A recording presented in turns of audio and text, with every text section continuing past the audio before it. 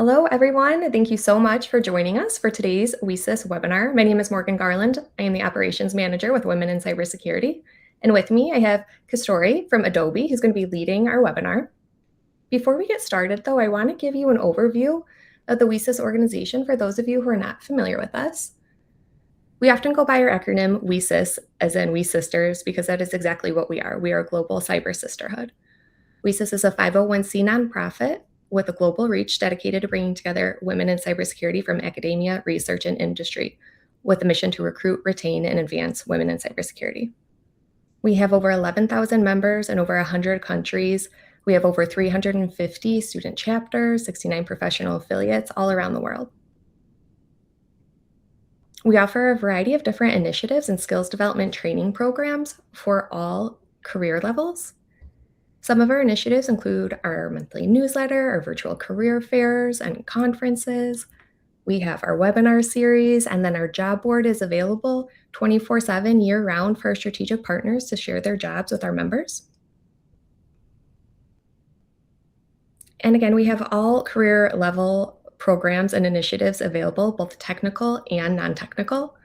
Right now, we have applications open for our AI learning series, a Rising CISO Leadership Development Program, and also our Google Cybersecurity Certificate Program. So if you are a member of WESIS and you're interested in learning more about our programs, visit our website, navigate to the program page, and take a look at those opportunities that are available and open to you right now.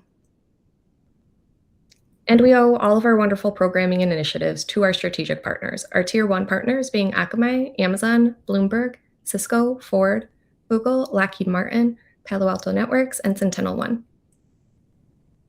And please ask questions today. During the webinar, we have a time at the end for Q&A. So drop your questions in the chat box on your screen. We will get to those at the end. And if you haven't done so already, subscribe to the WESIS newsletter to stay up to date on all of our upcoming events, programs, and new initiatives. And with that, I'm going to turn it over to Kasturi to go ahead and kick us off. Thank you.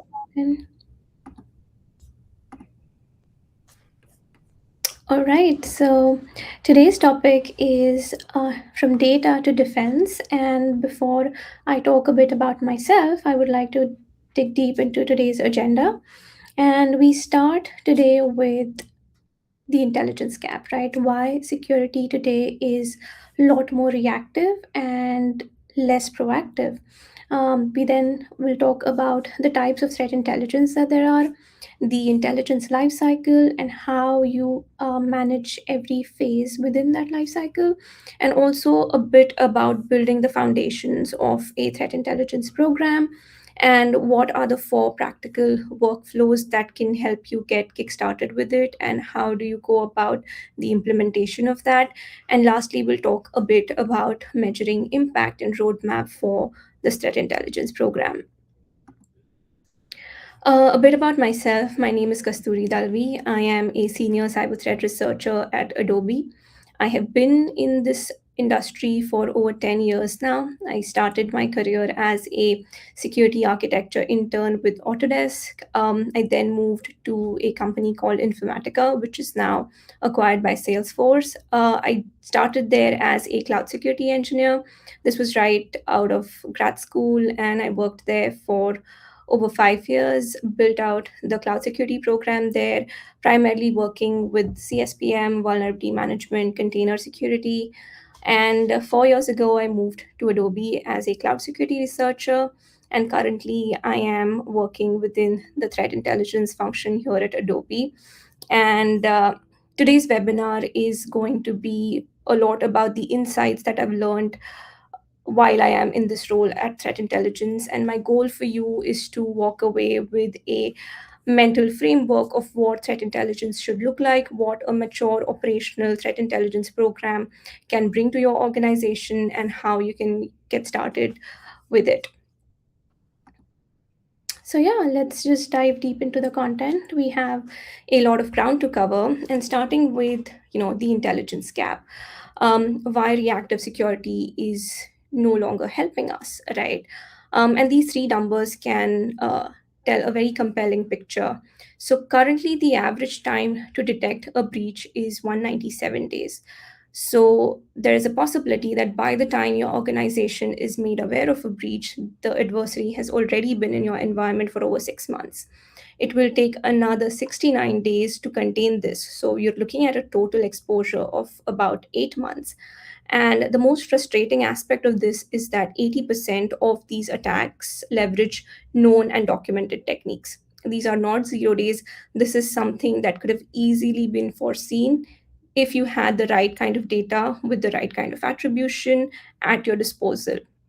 And that's what we're leading to, right? This is the core problem within security, which is the data problem. We have a lot of data without the right context. We have security vendors, we have open source feeds, we have commercial feeds that are pushing in a lot of data into our systems, but we don't have the right context around them. Teams are drowning in raw IOCs, but they lack enrichment, attribution, and the right relevance to score them correctly, to understand what is the priority of that data, what's the severity of that data. And one of the major factors that this can be attributed to is the intelligence silos, right? Threat data currently lives within disconnected tools. There can be tools that are part of our security operations center. There are going to be tools that are part of the vulnerability teams. There are product security teams that have some kind of data, but currently we don't have the right way to share this data together or like marry it to make sense out of that data. And this far and long has been the bigger problem, which is kind of leading towards the reactive posture that we operate out of. We don't have forward looking intelligence, and teams are mostly responding to incidents instead of anticipating them or proactively preventing them. And that is why I think threat intelligence sits right at the heart of this problem, or like of modern day security. It is right at the intersection of different security operations and processes, and if done correctly, it can really help in driving risk based decisions that can proactively help your security posture.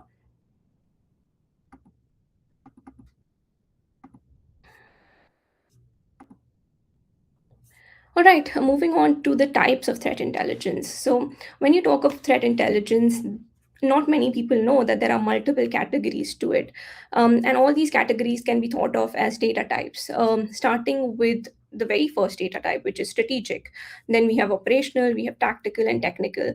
And it's also important to note that all of these data types are going to have a different audience or different teams that it's going to help. If you talk about strategic intelligence, this is the intelligence that the executives want to know about. This is the intelligence that your leadership or management teams that drive business decisions need to be aware of. And these relate more to long horizon threat landscape. What's the geopolitical risk look like? What are the attacker trends that are targeting your industry or your peers that can help drive business decisions? So this comes in form of threat intel briefings that you give your executive teams or management teams every quarter, monthly, depending on how your cadence looks like. And then we have operational intelligence, which is more about what are the types of adversaries that are targeting your environment, what is the intent, are they financially motivated, are they politically motivated, are they ransomware groups, what are the active campaigns associated with them, what are the ttps associated with these. We also have tactical intelligence, and this is particularly more about what are the tools that these attackers are using, what's the software, if what are the techniques that they're using once they enter your environment for carrying out lateral movements. Are there any particular tools that you can look out for? What are the procedures that they're using? And this data can also be drawn out from certain past incidents that you've had, and having an rca of this incident that you can come up with, this is the method that was used by this threat actor. You can add that to this intelligence data type. Mostly the operational and tactical intelligence, the audience for this is going to be your detections engineering team. It will be your threat hunting team. It will be your red team. Uh, Basically, this type of intelligence is going to help them with tactical planning and threat modeling, or coming up with detection rules or threat hunting hypothesis. We then have technical intelligence, and this is intelligence that can be completely automated, because this is mostly machine readable IOCs. It can be IPs, it can be domains, hashes, URLs, something that can be directly consumed by your downstream tools like a SIEM or a firewall or endpoint tools for coming up with automated blocking rules. Moving on, so now we did talk a bit about what are the types of intelligence datas. Uh, Now we want to move on to what the life cycle for these data types look like, right? And you're starting out building an intelligence program, you have all of these data types available at your disposal. How do you plan the life cycle for these? What does the management of these data types look like? So the very first things while starting out that you need to look into is planning and direction. And by planning I mean define the requirements. uh, the one of the main functions of a threat intelligence team is to make sure that all your strategic partners or downstream teams have the right kind of intelligence delivered to them. And you can think of them as your stakeholders, right? So, and then this can be the vulnerability team, this can be your security operations team, this can be the incident response team, and or it can also be your product teams, which need to understand the risk around their products. So once you have outlined what your stakeholders look like, having a formal engagement with them for collecting their requirements. What is the type of data that they want to see? What is the type of threat intelligence they want you to collect?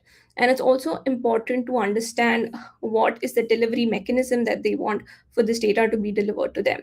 So based on the stakeholder requirement, your entire planning life cycle is going to pan out. Once you have an idea of what these stakeholders are and what their requirements are, you then move on to the collection phase. This is the phase wherein you sit down with the requirements and figure out what are the tools or vendors that can help you get this data. It and with threat intelligence, we get a lot of data that is actually open source, which is very good. The only problem with that is you need to do a lot more filtering and noise suppression, but there is a gold mine of open source data for threat intelligence. So figuring out what are the tools that you want to use for this, what are the vendors that you want to be engaging with, and understanding how are you going to collect this data. Is it going to be through APIs? Is it going to be a direct integration? Are you just going to periodically pull this data? Is it a database? Figuring out the data types. So this is the part wherein you actually understand how you're going to pull in all of this data, how you're going to store this data, and how you're going to manage it. The next part is the actual processing of the data. And I often see this as one of the major pain points within this domain. Uh, we go out and pull in a lot of data, but a very little thought is given to actually managing this data correctly, right? So we end up with a lot of data types that are duplicate. A lot of times, multiple vendors send out the same IOC. So you end up having multiple copies of the same indicator. A lot of times, vendors have different scoring mechanisms, so you end up having a single IOC with multiple severity scores associated with it. So what are you going to do to make sure that you're normalizing all of this data, you're deduplicating it, and you're enriching it with the right context and the right scoring? The other part, after you have some kind of data processing pipeline established, is making sure that you have some kind of analysis being done on that data. And I largely attribute this part to a lot of the first party intel that you're collecting, right? When you're having incidents, when you're working with your security operations team, there are going to be a lot of indicators that are ingested by these teams. So getting these indicators into your pipeline and trying to understand if you can draw some patterns out of it, right? Either it can be attributing them back to some adversary infrastructure, or attributing them back to some kind of TTPs that the adversaries are following, and correlating them with the existing log sources that you have. This is a dedicated function that needs some set of eyes within the team on a continuous basis, and it needs continuous engagement with your security partner teams. The next part is the actual dissemination of this data. And I touched base on this in the first phase, right? Once you have an idea of who your stakeholders are going to be and what is the data that they want, you need to also establish a baseline on how this data is going to be consumed.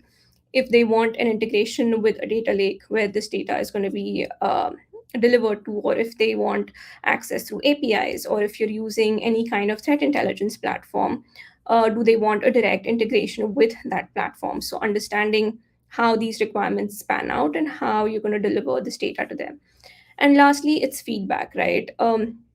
Threat intelligence is a capacity that needs to be continuously developed.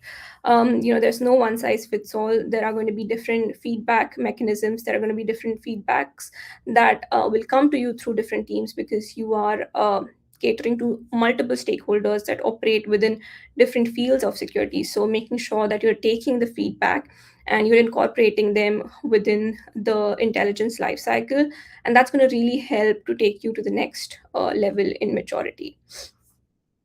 Moving on.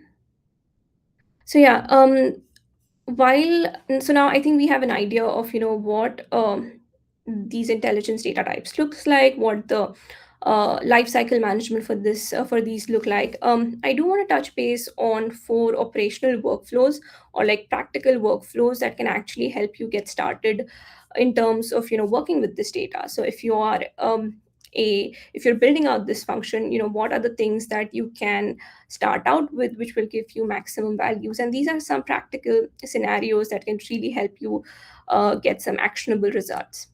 So one of the things, and I always see this as a low hanging fruit, because this is something that you can get to right away, is curated threat feeds. And by threat feeds, I mean you are getting a lot of data from different data sources, right? Let's say you have a threat intelligence platform that is aggregating all of this data, but you do need to spend a considerable bandwidth and coming up with a data pipeline that's going to do all the post processing on this data. This is one aspect of threat intelligence that can be completely automated.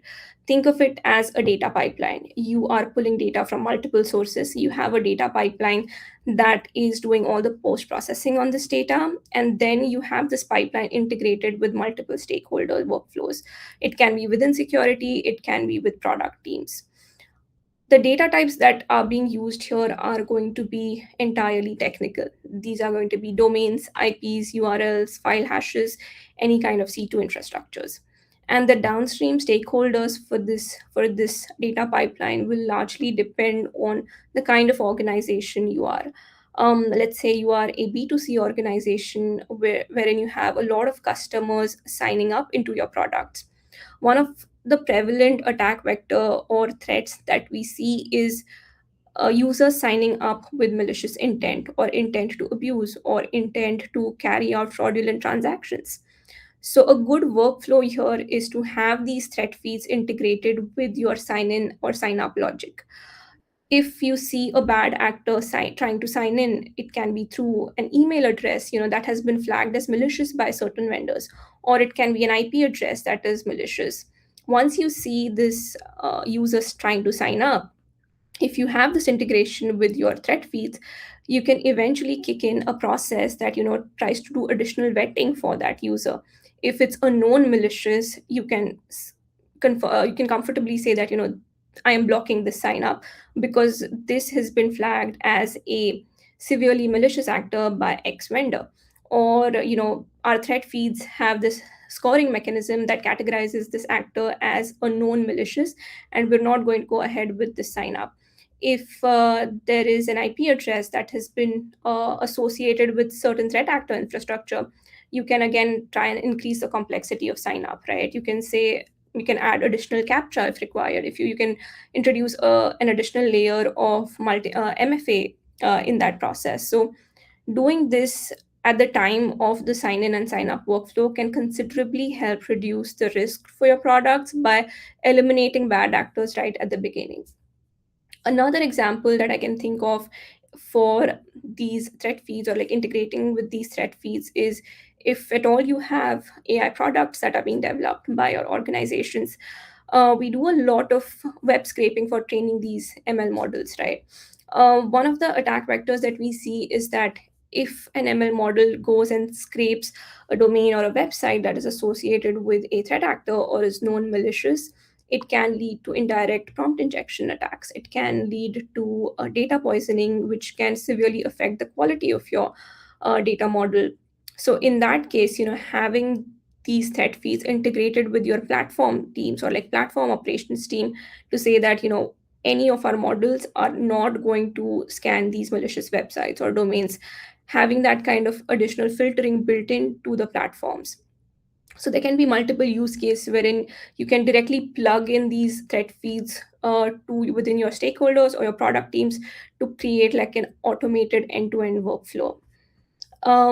The other things while coming up with these threat feeds or curating these threat feeds that you need to look up, that you need to um, give some attention to is, how are you enriching these thread feeds?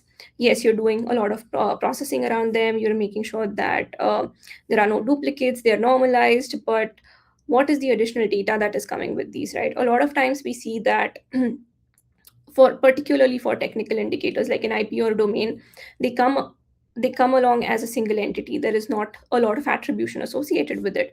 So if you have tools at your disposal that you can pull data from, which can enrich these data sets, it can be a very good indicator, right?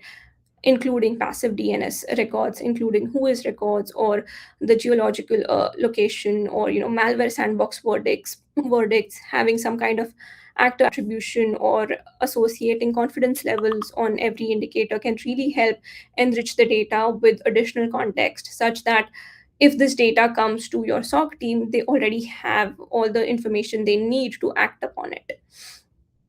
And I did talk a bit about deduplicating out stale indicators, which can really help in reducing the noise and making sure that the data is up to date, the data is not old, and the data is manageable to an extent.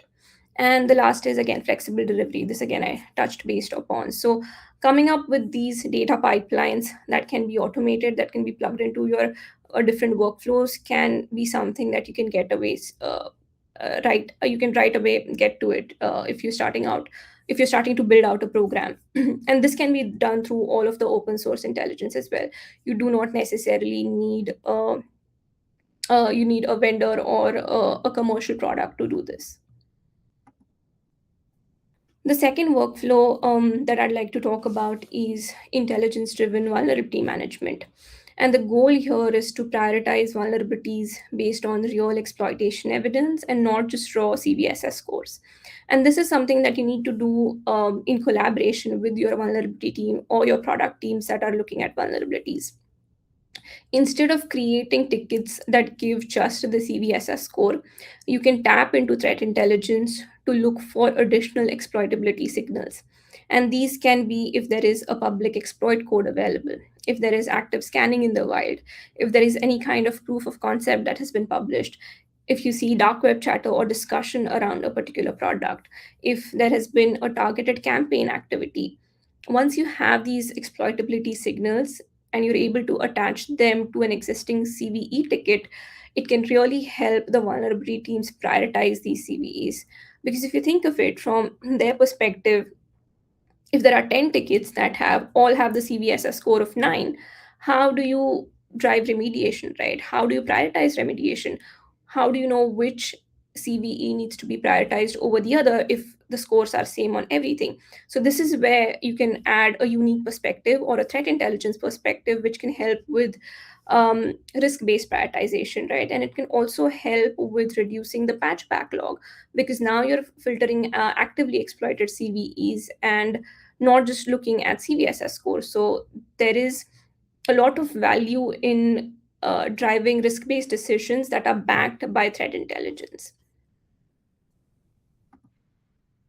Moving on, this I think the title here is missing, but yeah, this third workflow is intelligence-driven adversary emulation. And what this means is having threat intelligence work with your red team to come up with the real world adversary behaviors that can help drive operations for your red team. And I can think of two broad um, workflows that can come out of this. One is creating adversary emulation plans. And these are more like playbooks that are built around high priority threat actors targeting your sector.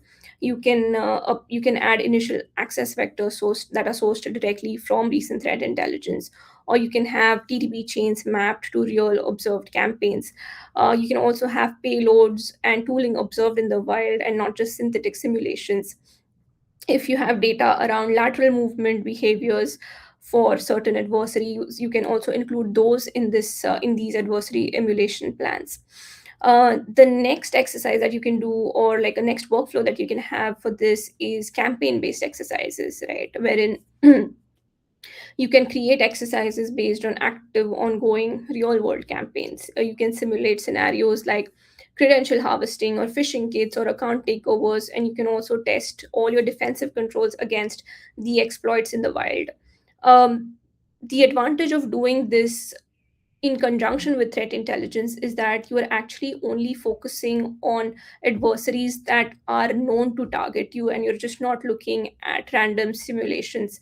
And that really helps driving risk decisions, that really helps put things into perspective, in terms of, we need to look into this, we need to create emulation plans for this, because this is something that has been targeting our industry. Our peer was attacked by this threat actor, and very much we are very much in line to be affected next. So this is how we prepare ourselves to make sure that we're ahead of the adversary. And this is one function that threat intelligence and your red team can develop parallelly in conjunction with each other, that can really add value to either teams.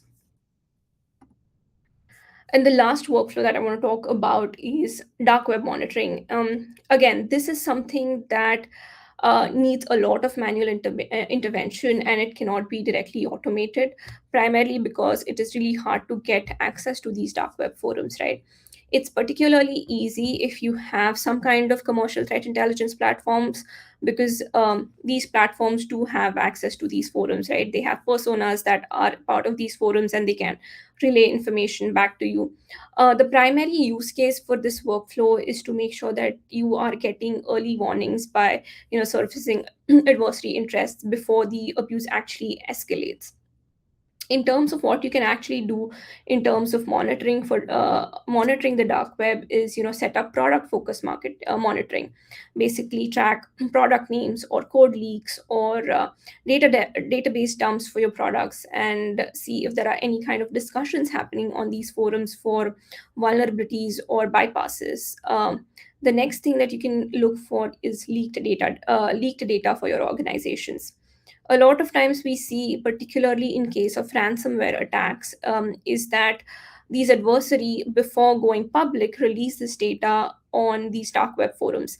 And there are forums for selling your data. There are going to be forums for publishing the ransomware data. So there are going to be these forums that you can continuously monitor and set up alerts when any of your internal code or customer data or credentials, access tokens, API keys are being discussed upon.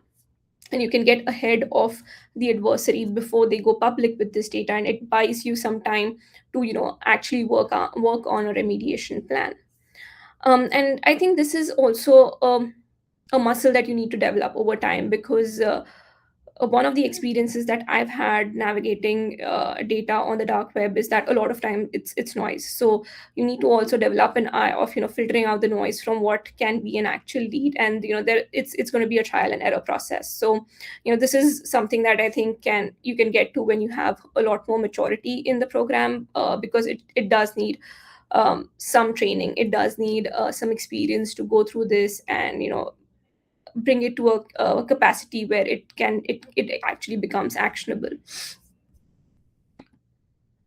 So yeah, I mean, these are the four workflows that I talked about, in terms of what you can do to integrate this threat intelligence into different security workflows within your organizations.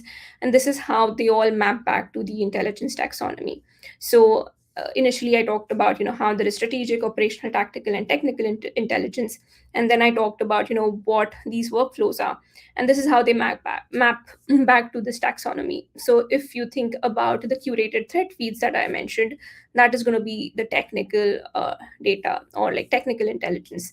I talked a bit about intelligence driven vulnerability management, and that's going to be more of the operational and tactical intelligence. I talked about intelligence driven red teaming, and that is, operational intelligence. And lastly, I talked about dark web monitoring, and this is going to be more about operational and strategic intelligence. And they work all together to enhance your security posture. These are different areas within threat intelligence that interact with different functions within your security ecosystem, and together they help build a robust intelligence posture that really helps drive risk decisions within your organization. We did talk a lot about how you can build out this program, right, which is great. But one of the key factors that comes in if you are determining success of this program is how you're measuring the impact, right? And a few things that you can target in terms of measuring this impact is understanding if your mean time to detect has decreased based on threat intelligence based detection rules, or rules that have been put together with keeping in mind threat intelligence data, which has helped improve the alert quality, or which has helped reduce false positives, or there has been an improvement in patch prioritizations, wherein um, threat intelligence has helped drive prioritization decisions, right, wherein you've been able to target certain particular CVEs based on the risk rather than just the CVSS and what that percentage looks like. The IOC hit rate is something that again you can get to right away, because this is again one of the low hanging fruits, wherein you come up with these curated threat feeds. You have the right kind of data being processed, and you correlate these thread feeds with your existing logs. It can be through Splunk, it can be through Sumo Logic, whatever log sources that you're using, and you can do a direct mapping of what the IOCs that you're getting from your vendors, and how much presence you see for those IOCs within your environment, and what the hit rate looks like. And again, the intel driven red team findings or the dark web is something that you can get to as the program matures, but that can also directly map back to the impact that the intelligence program is creating in your organization. So yeah, and this is more about what the phased implementation for this can look like. As I talked about, 4 different workflows, but each workflow can come in at a different phase of maturity, right? If you're just building out your program, or you just want to set the foundations, you need to really focus on coming up with the threat feeds. You need to really focus on processing these threat feeds. If there is an opportunity to bring in any kind of threat intelligence platform, this is the time that you do it. You bring in this platform, you integrate all of these threat feeds, you come up with a data pipeline that can deliver high fidelity and high confidence IOCs, and you try to integrate that within workflows. If you have this, you at least have a good foundation that is set up for your program. The phase two can be more about the expansion, right? And this is where the operational and the tactical intelligence comes in, and this is where you can start your engagements with your stakeholders, be it within vulnerability management, be it within red teaming, be it within the product teams. And how, and you can set up these engagements, you can set up these workflows in this phase two and try to scale them over the next couple of months. And the phase three, which is this is more about how you drive maturity on the program. If you have done phase one and phase two correctly, if you have the right processes in place, if you have the right stakeholders in place, you have the right engagements in place, what phase three or a mature program can look like is that you have a full TTP based red team integration at scale. You have automated IOC ingestion and feed delivery. You have cross team intelligence, and you are sharing feedback proactively. You have a continuous program for measuring your KPIs. And then you have strategic intelligence briefs for your executive stakeholders. And the strategic intelligence part is really interesting, because you can get to it if you have the phase one and phase two done correctly. So that's what I was talking about. All of these workflows, they really work together, and they tie back to different workflows within security, but if done correctly, they really work well together and help improve the security posture of your org. And these are some key considerations that I have learned through my experience in this field. Is And first one is, signal to noise ratio, right? More feeds does not mean better intelligence. It just means more noise. So you need more the feeds you have, you need to really invest heavily into deduplication, false positive suppression, and confidence scoring. So really make sure that you're only pulling in things that you need, and you have really vetted all your thread feeds before you decide to bring them in your infrastructure. The next is data lifecycle management, right? IOCs, particularly the technical and the tactical ones, they tend to grow super fast. These databases, if not managed correctly, can scale up to millions of records, which is a huge management pain. So make sure that you have the right TTL policies configured, you have the right kind of expirations set on these indicators. You're decaying or aging out the indicators. So having the right retention rules from day one is extremely important. And the last one is integration complexity, right? You build a fantastic data pipeline, but you don't have the right kind of integrations in place, then that's not going to scale.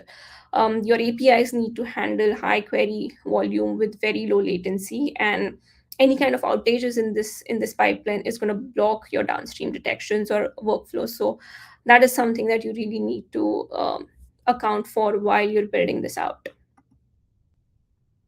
And yeah, lastly, just summarizing everything that I've said so far, and some of the key takeaways is that intelligence is not just a tool; it's more of a capability.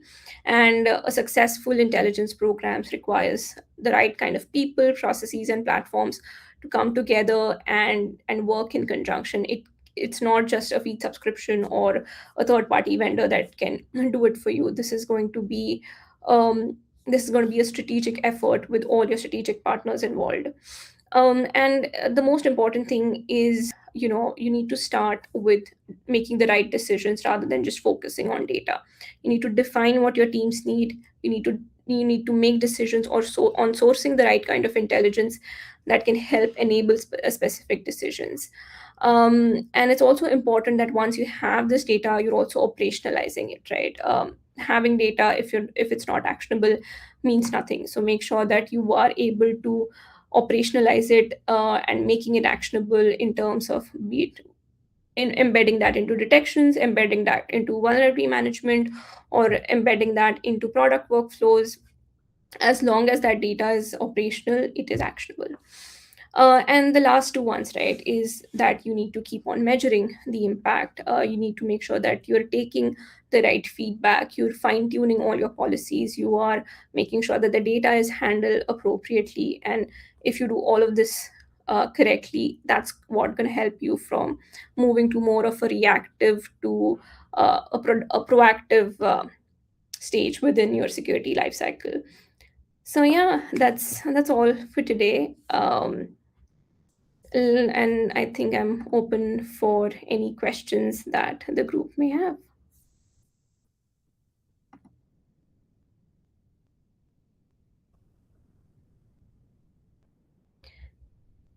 Okay, yeah, I do see a few questions here that I'm gonna try to answer. Are these slides available for access? Yes, I will definitely share these slides once I'm done with the webinar, so you should have them handy. The next one is operational and tactical intelligence are used by who? So yeah, I think I did touch base on this a bit in my webinar.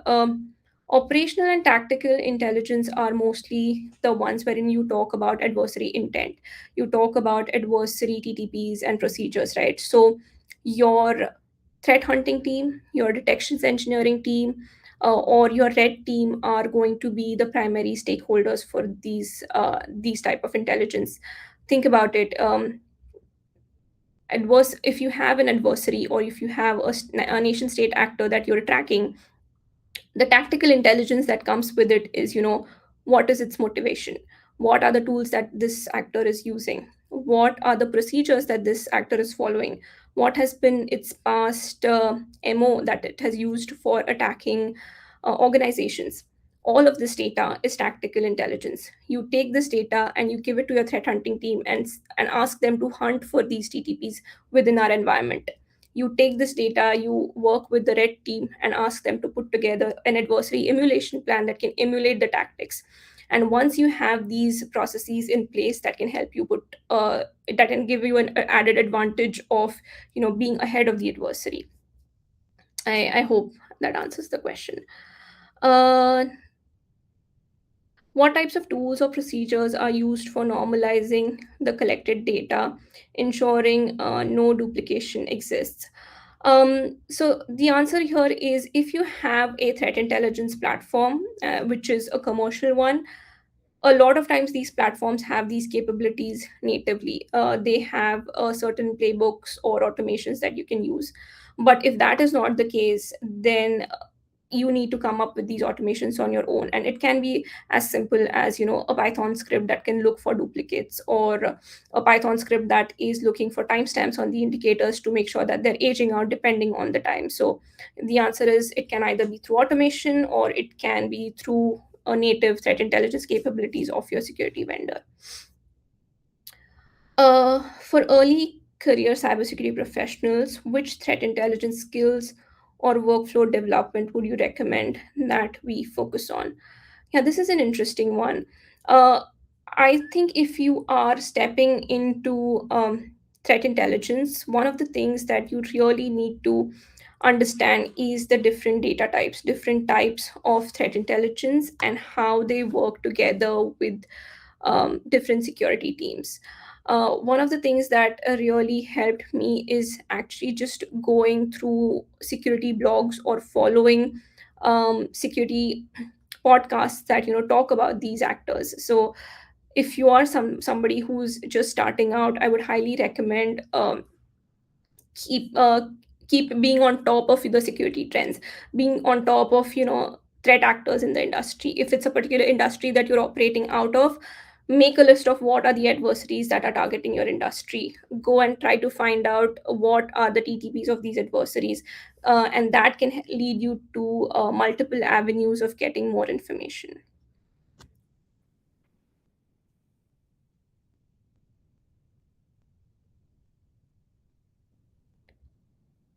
In the program development, which phase do most organizations find the most difficult to transition into? What are the most challenging roadblocks? Um, Speaking out of experience, I think I see two most challenging roadblocks.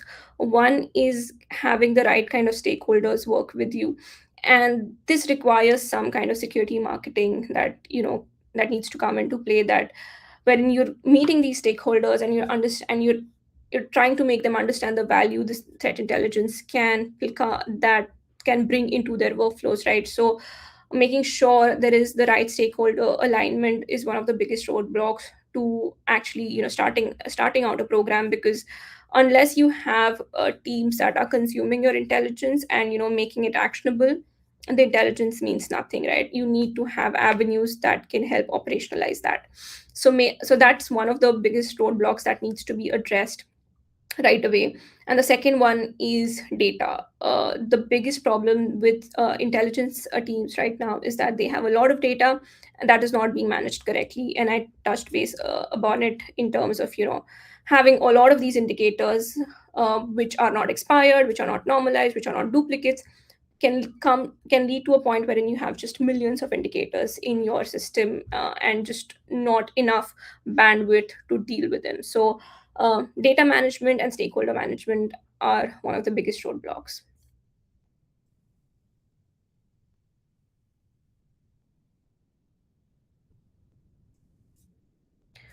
Um, what threat intelligence platforms would you suggest for an education department, since we're having breaches?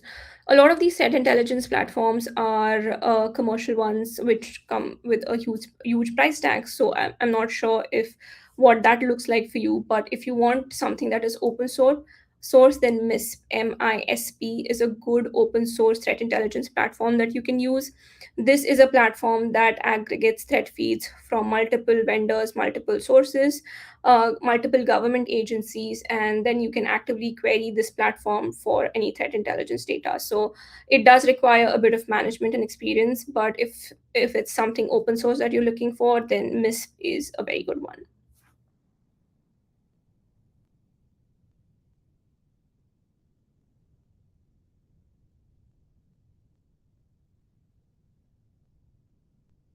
Do you see people in midlife transitioning to this field, or is it composed of new college graduates? Do you see companies open to hiring older employees? Yes, absolutely. And I am an example. I did not start out with threat intelligence. I started out with cloud security, which is a very different arm within security. I transitioned to this role 2.5 years ago. So as long as you have the right kind of context, education, the right kind of training, I think this is totally possible to transition into a threat intelligence role. And the best part about threat intelligence is that there is a lot of open source material. There is a lot of things out there in the internet which you actually don't have to pay for, which can help you give a really good education. So yes, absolutely. What skill sets, certifications, or degrees are necessary to move into the sector? More importantly, with Adobe for an employer.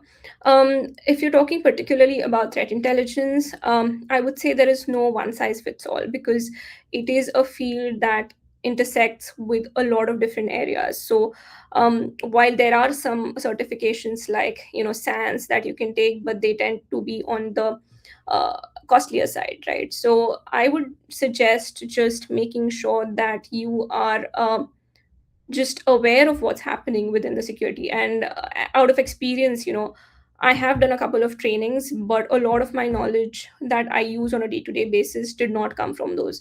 It is mostly based on my general reading, me keeping on top of trends, me keeping track of threat actors, me keeping track of adversaries. So it's all on my own accord. So I don't think that having any certifications can make a huge difference.